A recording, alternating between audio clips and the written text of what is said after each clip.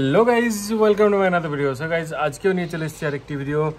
এই ভিডিওতে দেখানো আছে প্রাণ গোট ফার্মে ডেলি কী সব কাজকর্ম হয়, বাচ্চাদেরকে কীভাবে কেয়ার করা হয়, ফিমেলদেরকে কীভাবে কেয়ার করা হয়, ওদেরকে কীভাবে গ্রেজিং করানো হয়, কীভাবে স্টল ফিডিং করানো হয়, এইসব নিয়ে একটি ভিডিও রয়েছে। সো গাইজ দেখুন, ভালো লাগলে অবশ্যই চ্যানেলটাকে সাবস্ক্রাইব করবেন আর ভিডিওতে লাইক করবেন, কমেন্ট করবেন। So let's check it out and enjoy the video.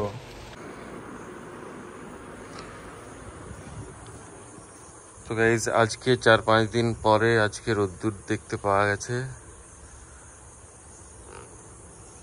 না তো মেঘ করে থাকতো সব সময়, এখন আজকে মোটামুটি রোদ্দুর বেরিয়েছে।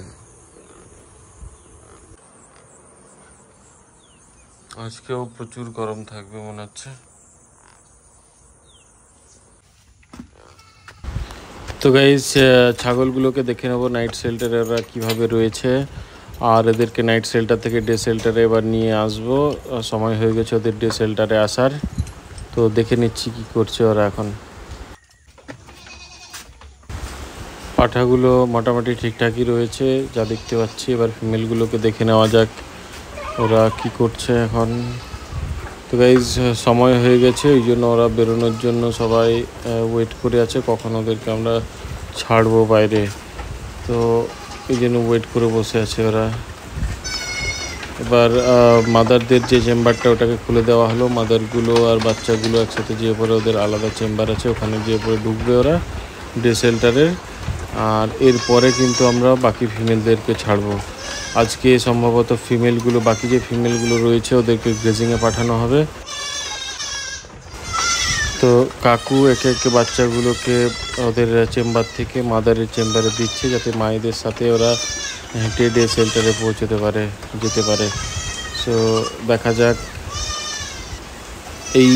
এই বাচ্চাগুলোও কিন্তু মায়ের সাথে যাবে বলে ওয়েট করে আছে। ওদের মায়েরা গেলে তখন ওরাও যাবে মায়েদের সাথে ডে শেল্টারে। এই ফিমেলটা ওর বাচ্চাকে নিয়ে ডে শেল্টারে যাচ্ছে, দেখতে পাচ্ছেন।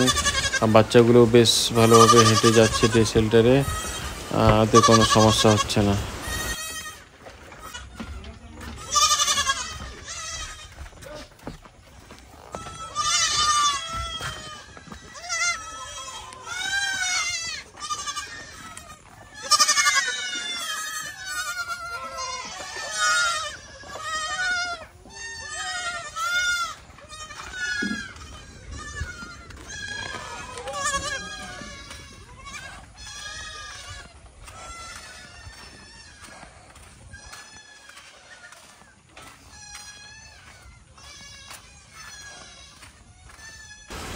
তো গাইজ, এই বাচ্চাটা খুবই ছোট, বয়স কম, এই জন্য একে কোলে করে আমি নিয়ে যাচ্ছি ডে শেল্টারে।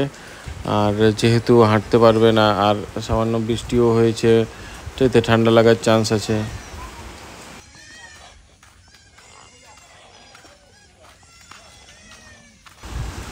বাকি ফিমেলগুলো নাইট শেল্টার থেকে ডে শেল্টারে এসে ওদের কিন্তু পাতা খাওয়া শুরু করে দিয়েছে।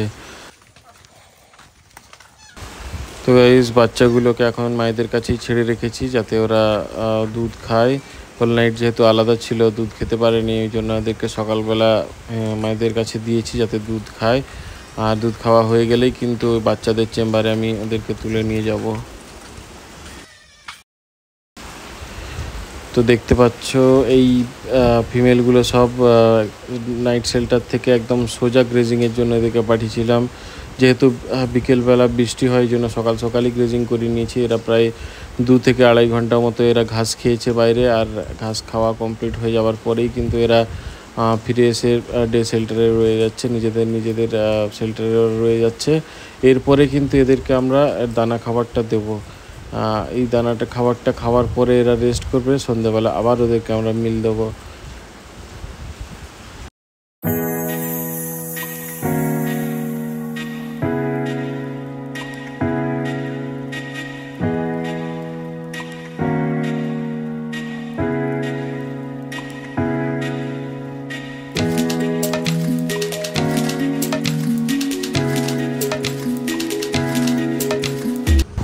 তো গাইজ, প্রচুর পরিমাণে বৃষ্টি হলো আর লাইটিংও হলো। বৃষ্টির পর আমাদের গ্রেজিং ল্যান্ডটা কিন্তু এরকম দেখতে হয়ে গেছে। যদিও এখন জল জমা হয়ে আছে, কিন্তু এই জলটা থাকবে না, সব টেনে নেবে মাটি। প্রচণ্ড বৃষ্টি আর প্রচণ্ড বিদ্যুৎ চমকানোর কারণে ছাগলগুলো এক তো বৃষ্টিতে ঠান্ডা হাওয়াতে জড়োসড়ো হয়ে গেছে, তারপর আবার ওই বিদ্যুৎ চমকাচ্ছিল, যার জন্য ওরা একটু ভয়েতেও রয়েছে। বাচ্চাগুলো মোটামুটি বিন্দাস আছে, বিন্দাস খেলছে খাচ্ছে। এই ফিমেলগুলোকে এখন বাদামের গাছ দেওয়া হয়েছে খাওয়ার জন্য, তাই ওরা খাচ্ছে বেশ ভালো করে। তো গাইজ বৃষ্টির দিনে আমাদের ডে সেন্টারের ভিউটা একবার দেখো, বেশ ভালো, বেশ আমাদের ফার্মের ভিউটাও দেখতে পারো, বেশ সুন্দর লাগে বৃষ্টির দিনে আমাদের ফার্মটা কিন্তু। তো গাইজ এই ছাগলগুলোকে এবার নাইট শেল্টারে নিয়ে এসেছি কিন্তু, যেহেতু বিকেলটা খুব বেশিভাবে বৃষ্টি হচ্ছিল, তো এদেরকে গ্রেজিংয়ে পাঠানোর কোনো প্রশ্নই আসছে না। তারপর এরা যদি বাইরে থাকে, বেশি ঠান্ডা হাওয়াতে থাকে, তবে এদের শরীরটা খারাপ করবে, যার জন্য আমি তাড়াহুড়ো করে মানে বেলা থাকতেই এদেরকে কিন্তু নাইট শেল্টারে নিয়ে আসতে বললাম। তো দেখতে পাচ্ছ সবাই নাইট শেল্টারে চলে এসছে, ওরা এখন নাইট শেল্টারে থাকবে। যেহেতু বৃষ্টিটা খুব বেশি, এই জন্য ওদের নাইট শেল্টার আমার মনে হলো সেফ ডে শেল্টারের থেকে।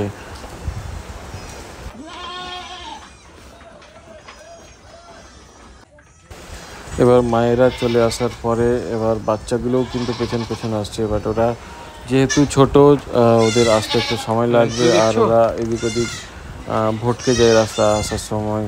মায়েরা যেহেতু ওদের অভ্যেস হয়ে গেছে, ওরা তাড়াতাড়ি চলে আসে একদম নাইট শেল্টার থেকে ডে শেল্টারে, আর ডে শেল্টার থেকে নাইট শেল্টারে, কিন্তু বাচ্চাগুলো পারে না।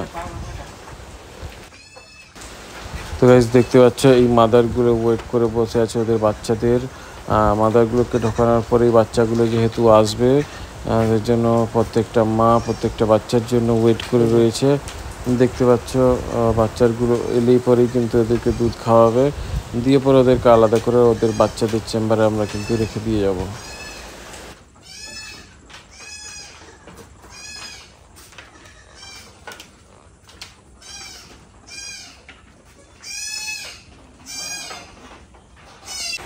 সো কেমন লাগলো ভিডিওটা অবশ্যই কিন্তু কমেন্ট করে জানাবেন, ভালো লাগলে চ্যানেলকে সাবস্ক্রাইব করবেন আর ভিডিওতে লাইক করবেন। তো দেখা হচ্ছে পরের ভিডিওতে।